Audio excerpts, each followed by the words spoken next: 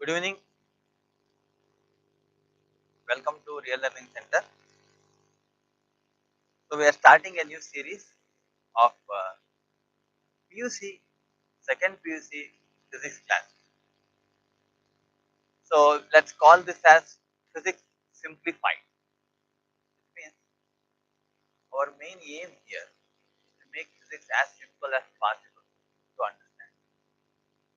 So I encourage all of you to write down any of your doubts or anything that you have in the chat feed. So even when after the class, even when you watch this live or when you watch the recorded one, you can keep putting the chat so that I will try to answer your questions as much as possible. And if you also need, there is one more thing I want to dedicate this mainly for people who are in the PUC, that is Karnataka PUC, and hence I want to basically make it simple for all. Simple means sometimes what happens is people who take classes from various places, they may find some of the English also difficult. So I try to do it in simple English as much as possible. However, if you want it in Kannada, some things I will try to explain it in Kannada too. But I want you to give your preferences. If you want me to talk some parts in Kannada, I will be able to talk. But all the technical words, everything will be in so joining words may be in Kannada. I hope you will be able to understand well. So we are going to start the physics from where the beginning is. That is the first chapter. First chapter of the physics, second PUC. So we are starting in second PUC. First chapter, we call it as electrostatics. Okay, in the sense that electric charges and fields. That is the name of the chapter. So we will spend a little bit of time trying to understand this chapter. First of all, what is the meaning of understanding? Okay. So I will tell you something which is very interesting when we are studying science, but to others. Okay, when you are for example, reading a story, you will find out who are the main characters.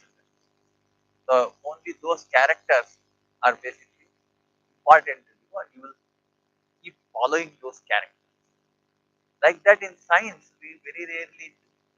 Even in science, there are many good characters, not actually people, but some concepts. And if you follow them uh, closely, you will start liking the subject and understand. So I am going to introduce some characters in the electrostatics or electric charges and fields. So the name of the class is electric charges and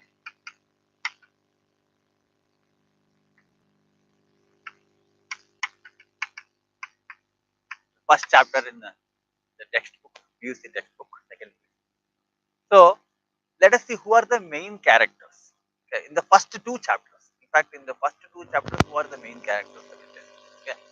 First character, we call it as electric charge, is the hero of our story. Electric charge is the hero of our story. Okay. If you understand electric charge well, the whole story runs very smoothly. Okay. So the next person in our story is electric.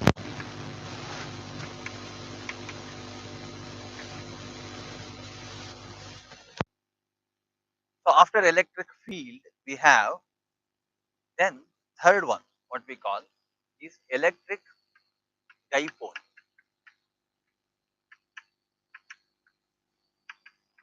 and fourth one is electric flux, and lastly electric potential.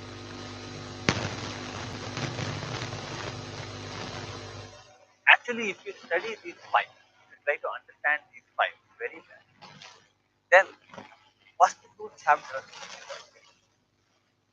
So how to understand these five? That is where we are going to start our the physics. Let us go with first understanding what is the meaning of electric. So let's start with a simple question saying that what is a charge? What is the so you all have heard about the word charge, correct? In English there is a word charge. So charge means what? He is in charge principal. So that means he is actually not a principal. He is taking the charge of the principal. Okay. So R we can use it in other in various other scenarios. Like we will say, I am charging my phone. That is another place where you use the charge. Correct? And the police charged and beat up the thief. So we use another. So there are many meanings with which we use the charge. Okay. And there is very interestingly, the word charge has similar aspects in all these meanings, which is basically something that has come on top of it. Like you assume the charge of the principal. What does it mean? It means you take that role, okay, you take some responsibility, you are made in charge. So something which is not there in you, you have taken it upon yourself. That is a charge. And actually speaking, my phone is out of charge. That is the real electric charge that we talk about. It is out of electric charge, your battery. That is the real charge. So here what we talk about is something.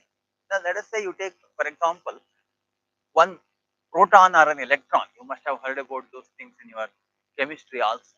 Let's say you have a electron. The electron is one small particle. It has some mass. Mass means it has basically some stuff in it, and it has some charge. So that means it has something in it which makes it very different from others. Something it has taken upon itself. That's called charge. Okay. And we don't know actually. There is no other way to explain charge. Charge is a very fundamental. So you cannot say charge means it is made up of these things. We cannot say. Charge means it is just one. So that is basically what it has. It's a fundamental property. So electric charge actually is a fundamental property like mass. So we say that electric charge is there in on electron. Electron has a negative charge.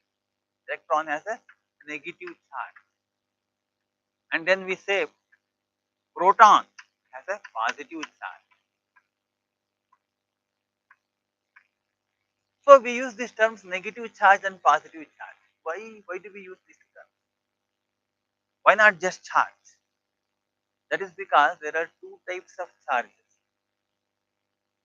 So the two types of charges are basically how why are there two types of charges when long back when they were doing experiments they figured out that there are two things that happen. One is attraction, the other one is repulsion. So if you take for example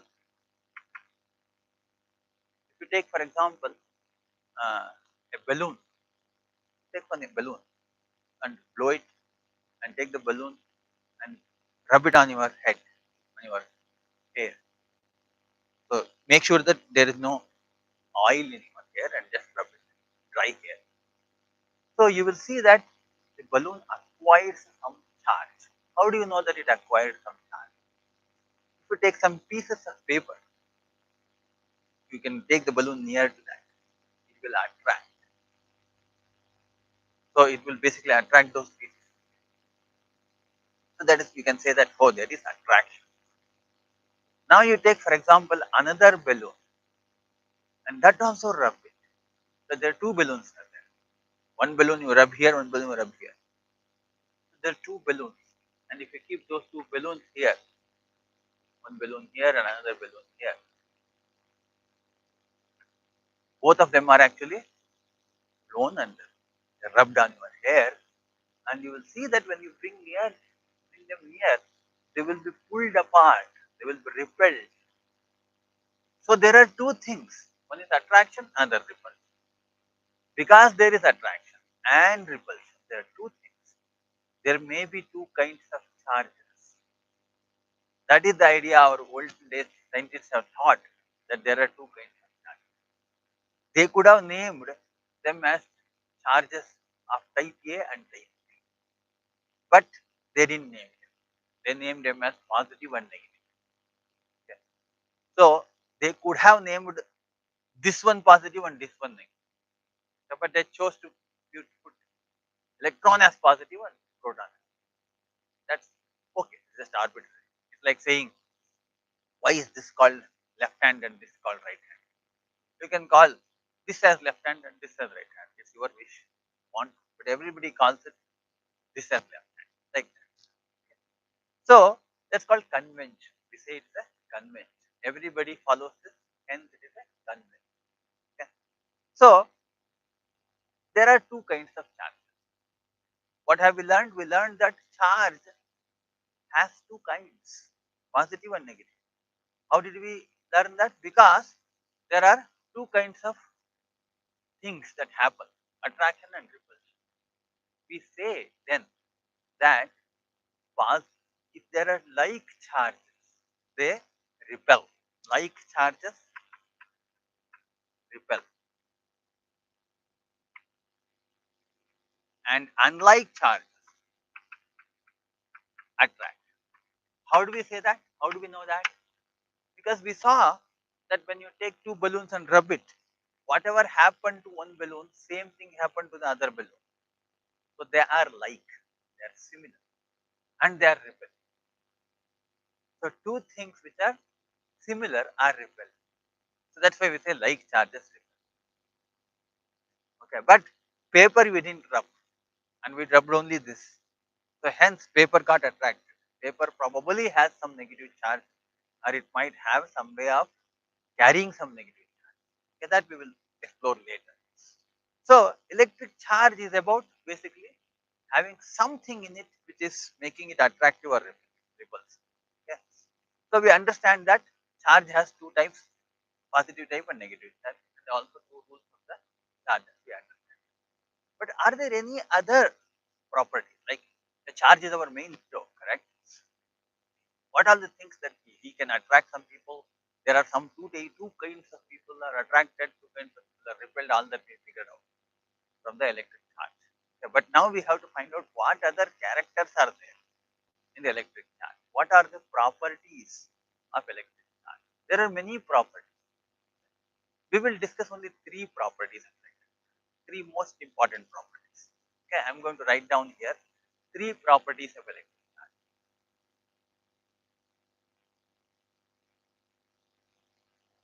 So they look like complicated, but they are really not. Okay, you can see that the properties are one. They are basically additive. You can add the charge. This is why you remember I told you that instead of calling them as type type A and type B, we call these charges as positive and negative. Why are they positive and negative? Because we can add positive and negative numbers. Charges can be added.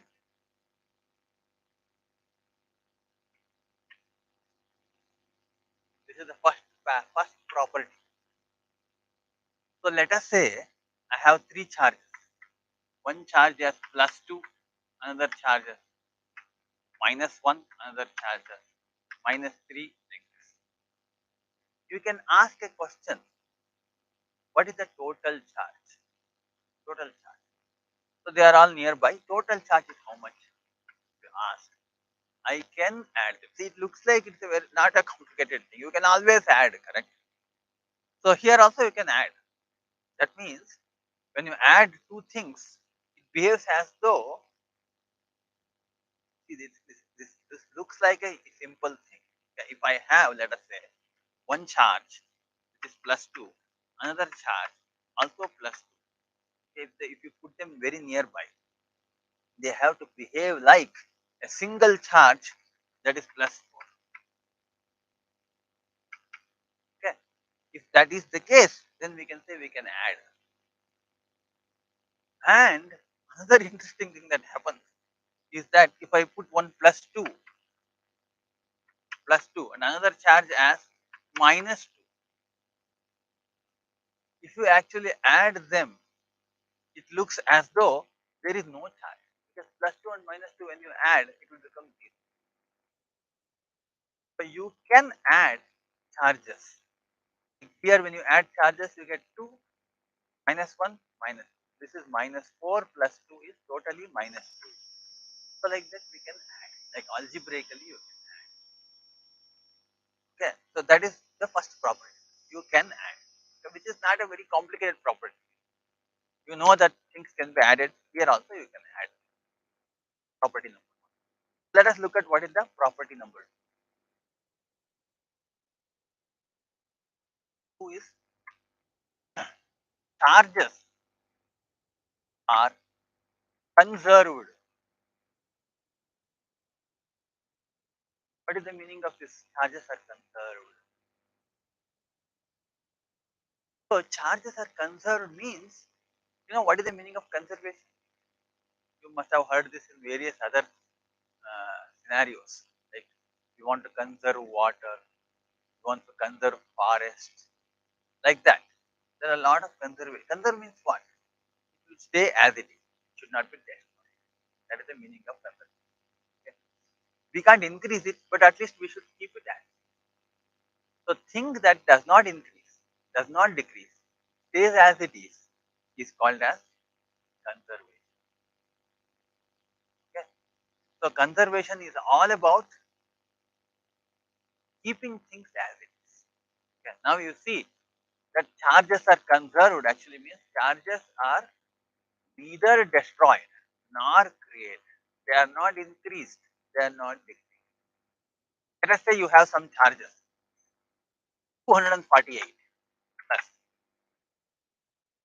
Okay. Now this is some material has this many charges. Now what happens is that this charge, you cannot take one become 247, 36 or 249, it won't be. It can be transferred though. So if you take another material and take some of them here, that means charges are like mass. They can't be destroyed. They cannot be destroyed. That is a very interesting thing. And they can't be even created. New charges I cannot create. So they are either transferred from place to place, or they are either, or they will be constant. They will never change. You can only change, move them from place. So if you rub, for example, I told you that the balloon, when you rub it on your head, it gets charged. So what does that mean? That means basically some electrons, that is charged particles that are there on my head, are transferred to the balloon, or balloon transfers some electrons to my head. One of the two. When that happens, both my hair and the balloon, both of them get charged. So that is basically charging. By rubbing, you can see the charge. It's just transferring the charge and create a new charge. That is called charges are conserved. And the third one is a little more interesting to understand.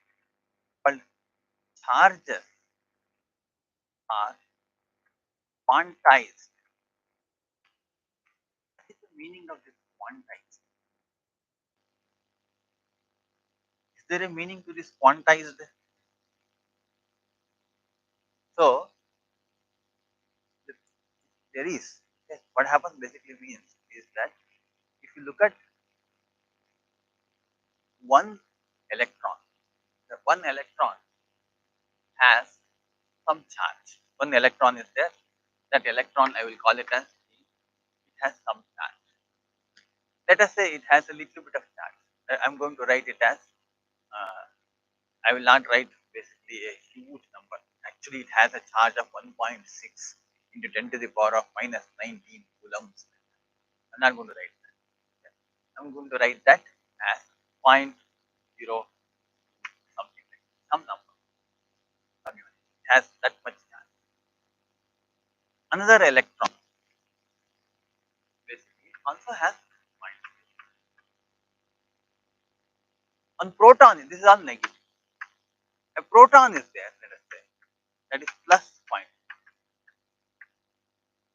So I will give you any number of protons or any number of electrons. Now you have to create some charge. Let us say I want to create the amount of charge I want is 0.06. I can. How? I can take one proton 0.02, one more proton 0.02, one more proton 0.02. All these three things put together, I will make one basket. That basket contains three protons. All of them 0.02, 0.02, 0.02. Means basically 0.06. Fantastic, correct? Minus 0.04 means I will take these two and create it. Any number we can create, right? But some numbers we cannot create. For example, can you create 0.03? I will take one proton, it will become 0.0. If I put one more proton, it will become 0.04. I can't make it 0.03, correct? So because of that, what happens is that somewhere in between these charges that this is contained, we cannot actually create. We cannot create any value of charge, like 0.0315. We cannot create. We cannot create such charges. We cannot make such charges with whatever we have. We only have this our lowest unit is 0.02. So any integer multiple of 0.02 we can. This is called charges are quantized. Quantized means integer multiple of the smallest charge, called integer multiple of smallest charge.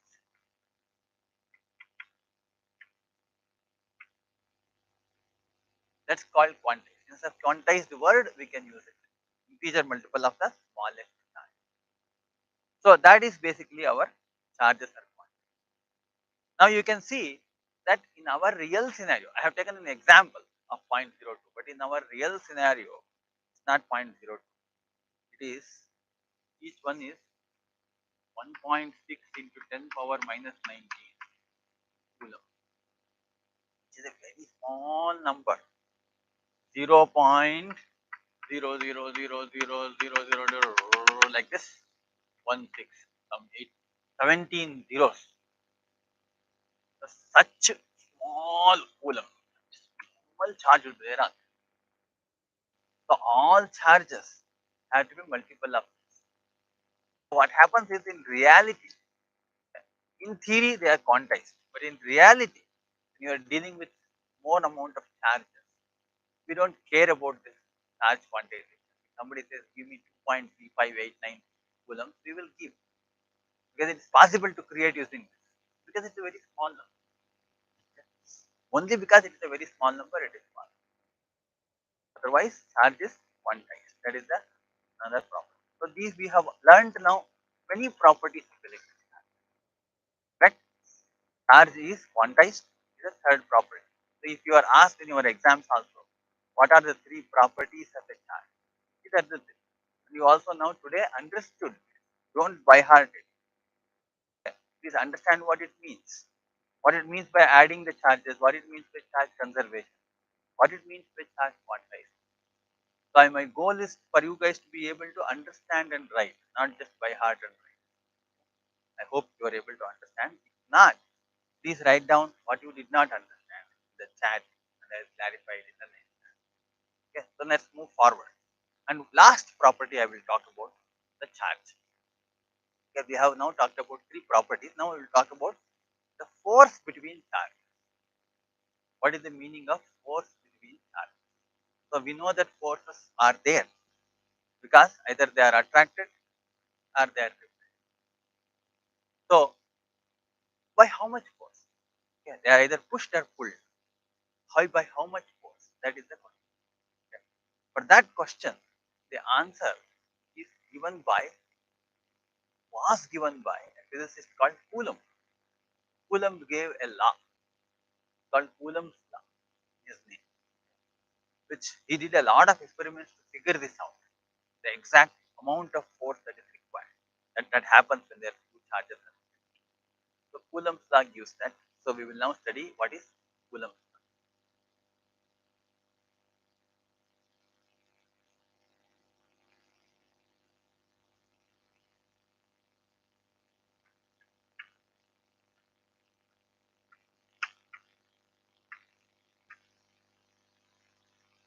So I will tell you basically what is Coulomb's law in a very simple term, and I'll also tell you it in a very formal term, like how in your exam they say. Both I will tell you, but you please understand it in simple terms. Now, Coulomb's law of force is given as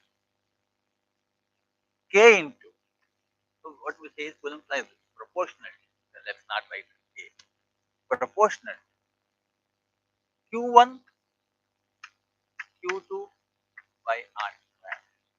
What are these strange things? Q1 Q1 R. So let us say you have two charges. I said two charges either attract or repel. Correct? So I am going to have two charges. Charge 1, charge 2 charges. These two charges have a distance between them. Let us say 10 centimeters. Let's say one charge is 0.2 coulombs, another charge is 0.3 coulombs.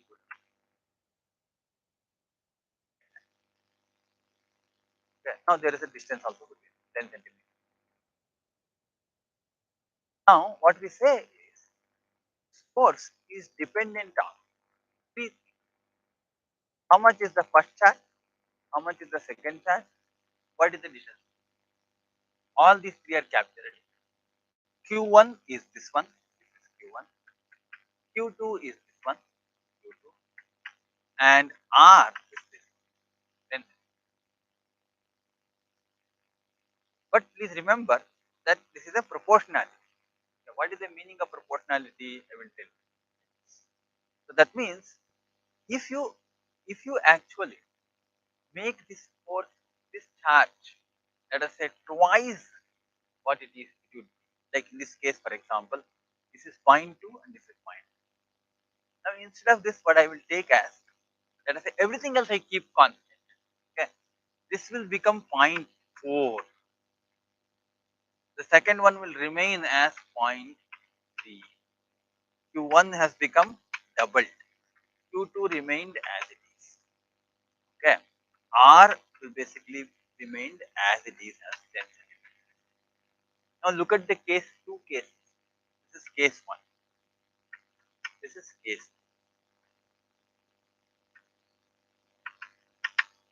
2. Okay. Now in case 1, let us say we calculated the value of the force. Okay. Let's say force F is equal to some 2.753 newtons. Force is measured in newtons, some newtons. We don't know how much. I will call it as X. X. N is the force or force.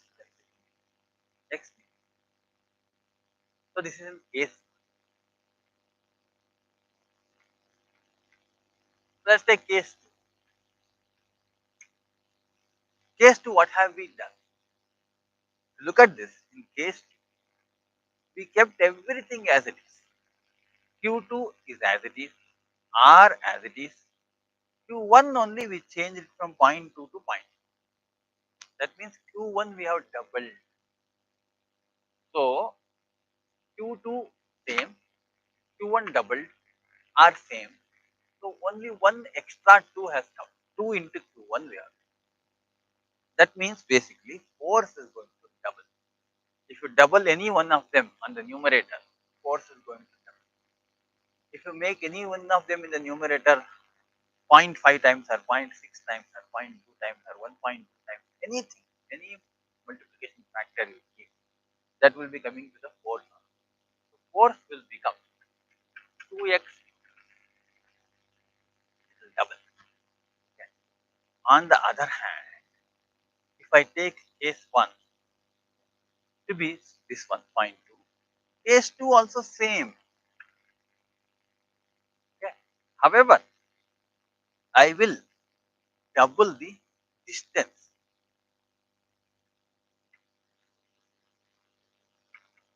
to 2.3 only.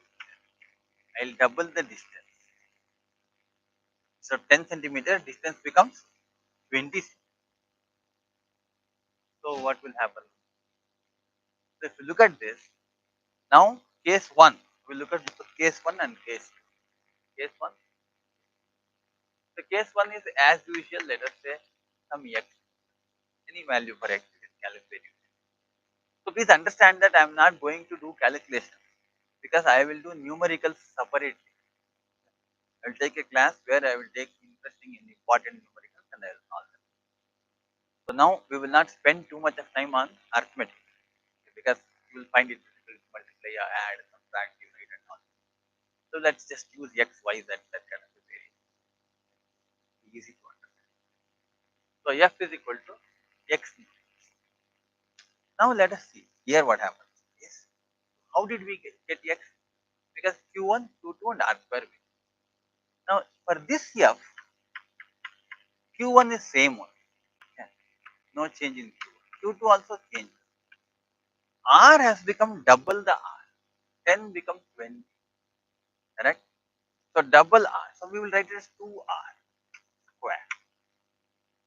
Denominator contains the distance between them. And distance has doubled. So we will square it.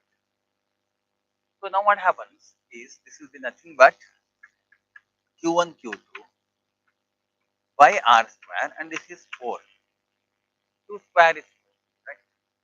So if you see this whole thing is remaining originally f.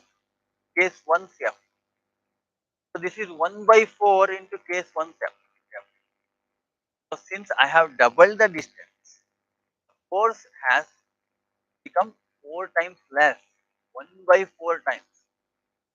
If I double the distance, force has become 1 by 4 times. Similarly, if I halve the distance, instead of 10 centimeter, I make it basically 5 centimeter. See, this is the meaning of inversely proportional.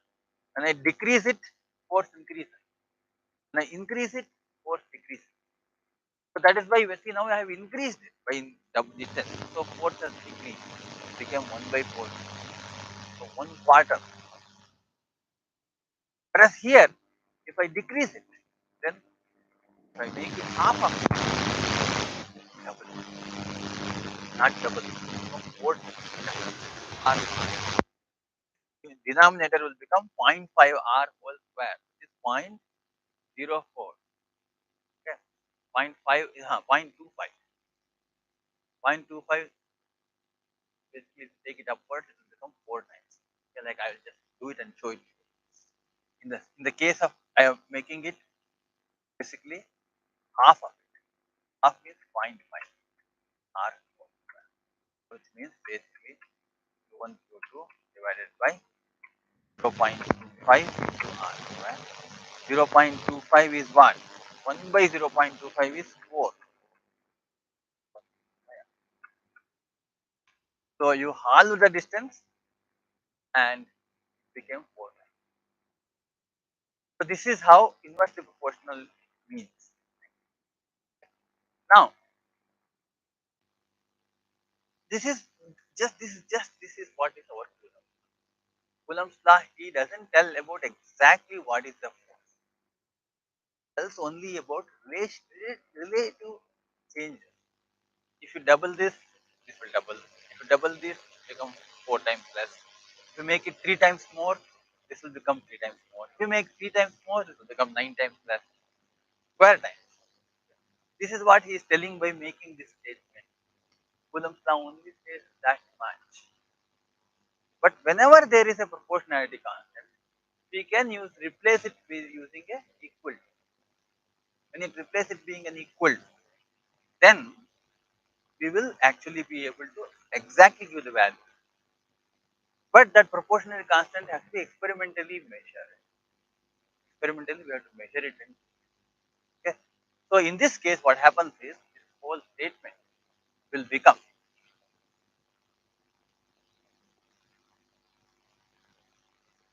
F is equal to K into Q1 by R. So now we replaced proportionality constant with a value K. This K is experimentally measured to be 9 into 10 power 9. That is the value. It's also actually written, K is also written in a slightly different way. K is equal to 1 by 4 pi epsilon naught,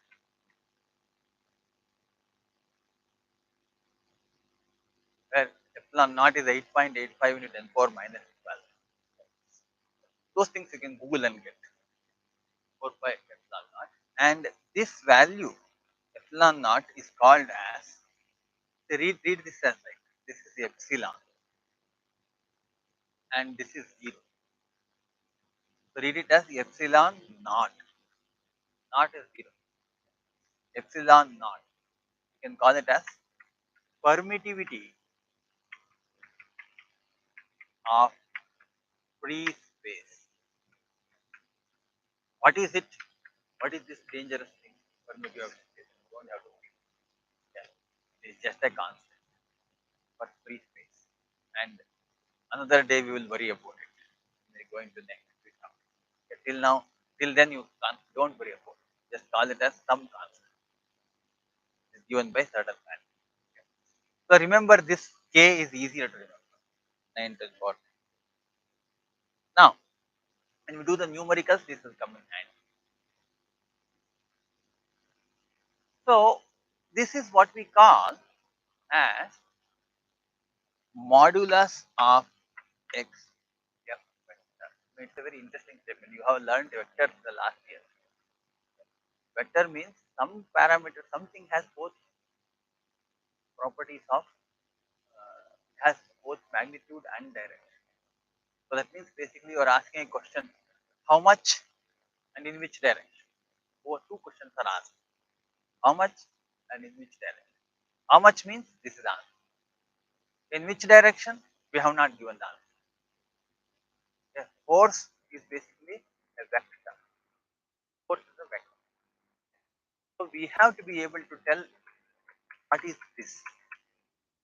Here, see, force has two things, magnitude and direction. What is its direction? It is in which direction? Okay. So let's then have to have some kind of a convention. So this is one, let us say this. There are two objects. Okay. So I will call this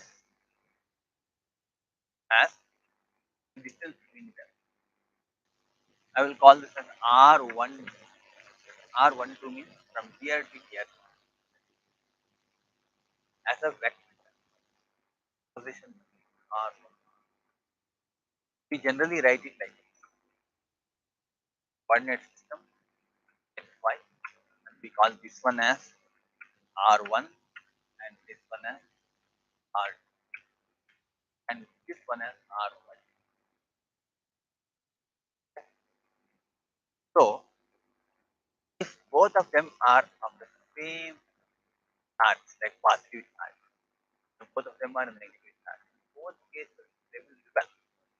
But repel in the sense what? The second one will get repelled in this direction.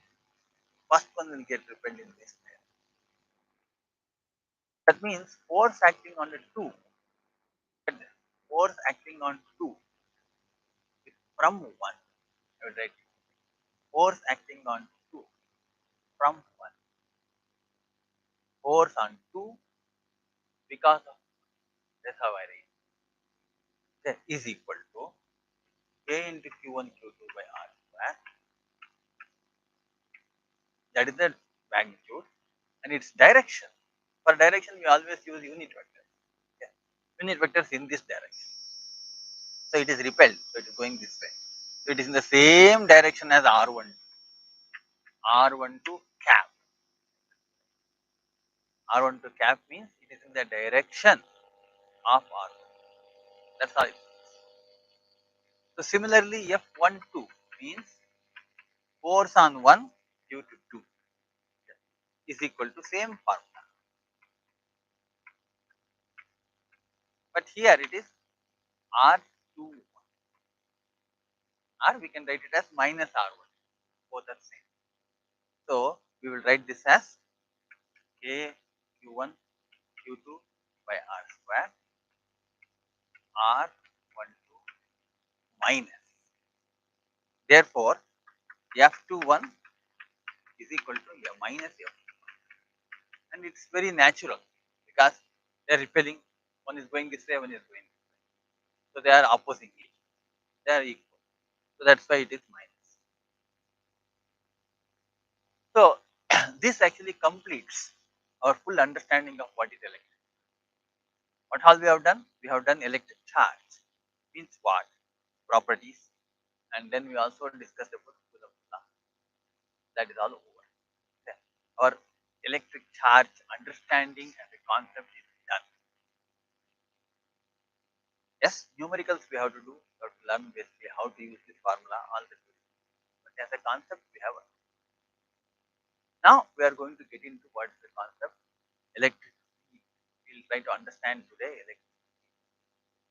electric charge and electric field. If you know these two things, in fact, first chapter is all about these two. In fact, it covers electric dipole also. But most important thing is, let us now understand what is electric field.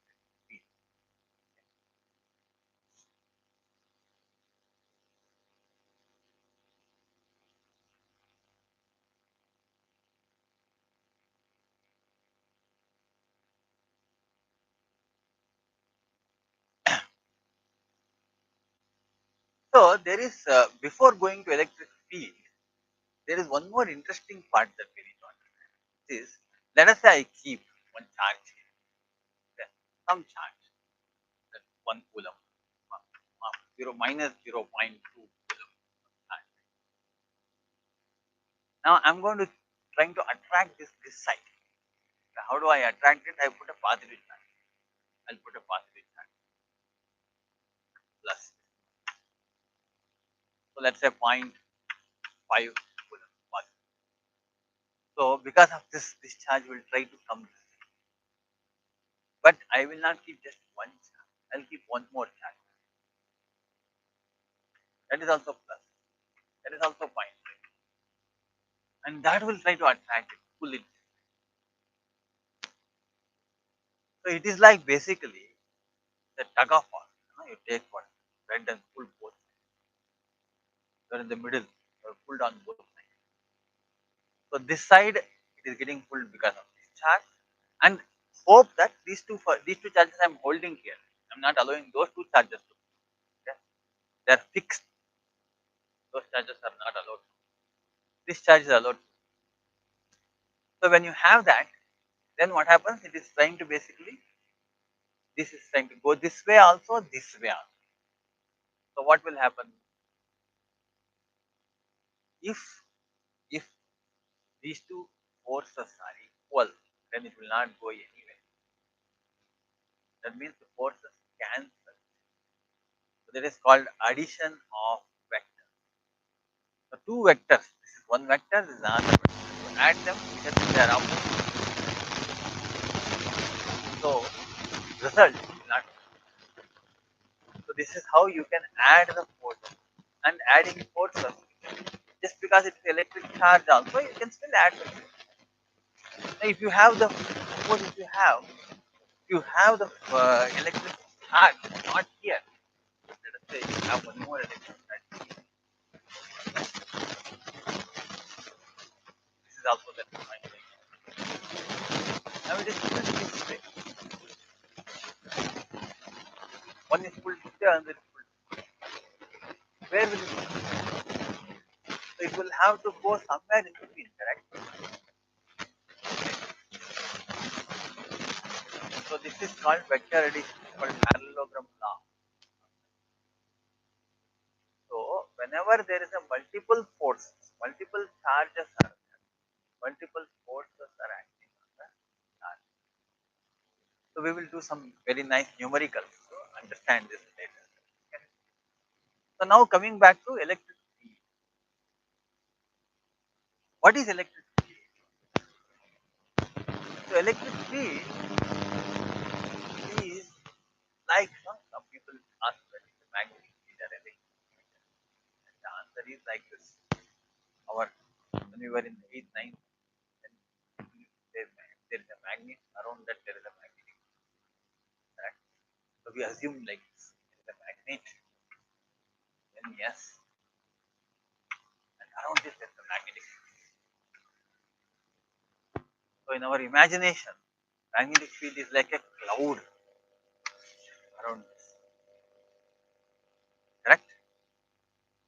So if we keep an electric charge, positive charge, around that there is a lot of magnetic field is like a cloud around.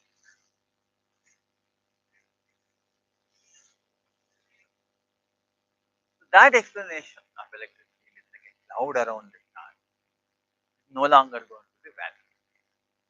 We have to understand it basically slightly differently. You are in the 12th standard second. So how do we understand it? What we do is simply we define electric field. Look at the simple aspect of defining. We are defining it in a slightly very simple way. It is the force acting on a unit positive charge. Force acting on a unit positive charge is called electric.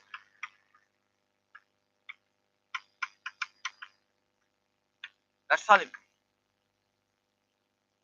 So electric field is what? In the first place, electric field is a force. So field is a force. Electric field is not a cloud. It is a force. Electric field is a force. Okay? And the force that is acting on what? Acting on a unit positive charge. If I take a positive charge of 1 unit charge, 1 coulomb or whatever. Coulomb is a unit of charge. Electric charge. 1 coulomb or 1 small charge you take, and that charge, to keep it, electric charge, what is the force that acts on it? And that force is called electric field. Electric field is nothing but the force. Remember this. Electric field is the force. This is one thing that you have to keep on remembering. Electric field is what? What kind of force? So, suppose if I keep one unit positive charge, one charge, what is the force exerted on? Let us say the force exerted. Why will there be a force on it?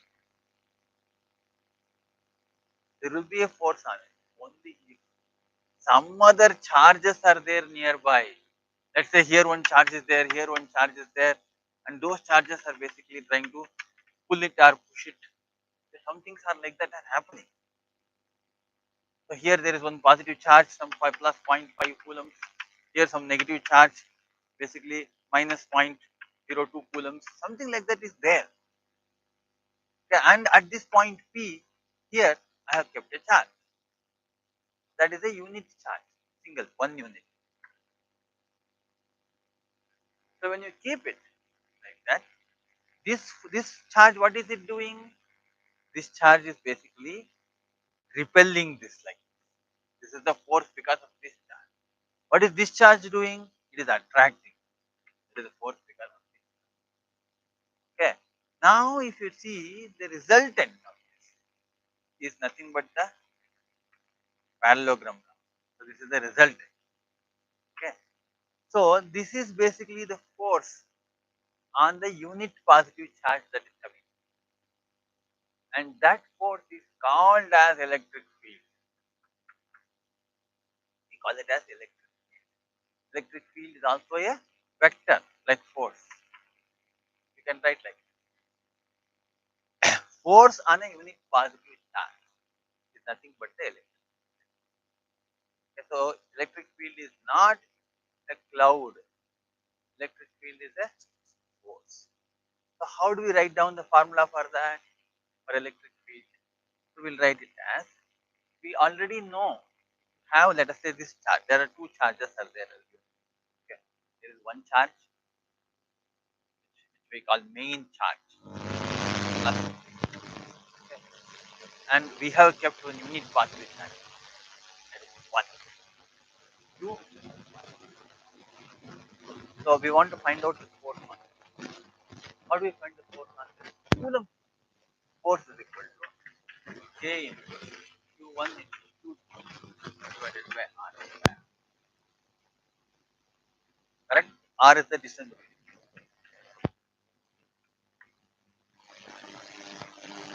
Now we will substitute K as it is. Q1 is capital Q, Q2 is 1, R square. That means then this has become, this is what we call it as electric field. Electric field is nothing but the force, is nothing but K Q by R square, and it is in the direction of R 1.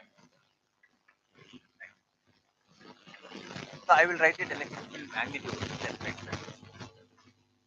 KQ by R. Always remember, electric field is nothing but the force, and that force is given by the same Coulomb law, and KQ by R square is the electric. KQ1 Q2 by R square is the force, because since the Q2 is 1 here, we can just substitute it as 1, so we get KQ by R. That's how. Now onwards you remember what is electric field? Electric field is a force. Like that you remember. An electric field is a force. That force, what is the force? Force on the unit positive. That much if you remember, electric field is completely understood. Okay. Now we will only look at how similar to force, electric field can be there because of many charges, not just one charge. Instead of keeping one charge there, I can keep one more charge, Q2. So that will create an electric field here. One more charge will create another electric field. So vectorially, if you add all those fields, you will get the total electric. Total electric field is nothing but vectorial addition. What is the meaning of vectorial addition? Vectorial addition simply means adding using parallelogram law. If you have any difficulties with vector, please do that on your chat, and I will try to give you a certain indication, certain things where you can learn the vector.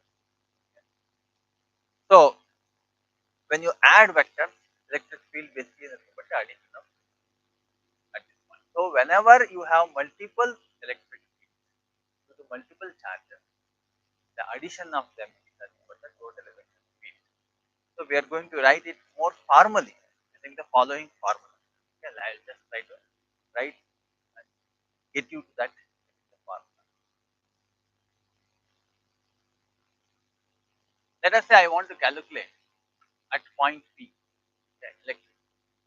So what I will do, I will have, let's say, Q1, Q2, Q3, like each one of them will contribute certain electric. This electric field contributed by this. Call it as E. This is the electric field contributed by that. I will call it as E. Because this is the force, repelling force. Yes. This is the electric field contributed. Okay. So vectorially, if I add all these three, EQ1, EQ2, vectorially if I add, how do I add? I add the first two by calculating the parallelogram law, and then I will add this and this by writing more parallel. This is the final equation, correct? So E is nothing but E1, EQ1, plus EQ2 plus EQ3. This is E, correct? So, what is EQ1? KQ1 by R square plus KQ2 by R square, magnitude if you want to find out, plus R1 square, R2 square plus KQ3 by R3 square. So, this is R1, R2, R.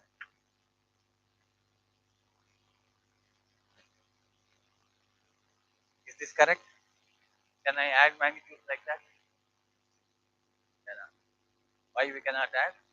Because if these magnitudes if you simply add, you will not get the parallelogram. You have to add them as vector form. So this we cannot write. We can write like this one. Okay.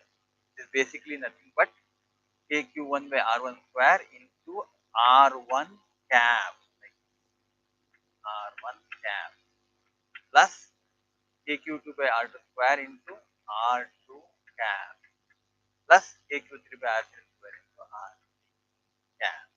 These are three vectors. One vector, second vector, third vector. If you add all of them, then you are going to get the total. Okay. So again, this may look slightly complicated when we write generically, but when we do the actual numerical, this becomes do the numerical and make it as simple as possible. Okay. So today we kind of a quick summary of what we did today is that we actually try to understand what is electric charge. So that is the hero of our course. And we understood electric charge to a great extent because we understand that they repel or attract. Hence, there are types of charge. Then we understood what are the properties that we can be added, charges conserved. We also saw that charges are quantized. Then we went ahead and understood how the Coulomb's law works. So that completed charges. Then we went to see the electric, and we came to realize that electric field is simply nothing but a force, nothing other than a force. We understood that, and we also understood how to add some of those things, which will be more clearer when you do the numerical. Okay, next we will understand after this electric dipole and electric flux and electric potential. Potential later, electric dipole and electric flux. And after that, actually, there is one more important thing called as Gauss's law. It is very interesting law. Okay. We'll try to understand Gauss's law after. If you do this much, electric field, electric dipole, electric flux, and Gauss's law, we will be finishing the first chapter. And electric potential will come in the second chapter. That time we will discuss that.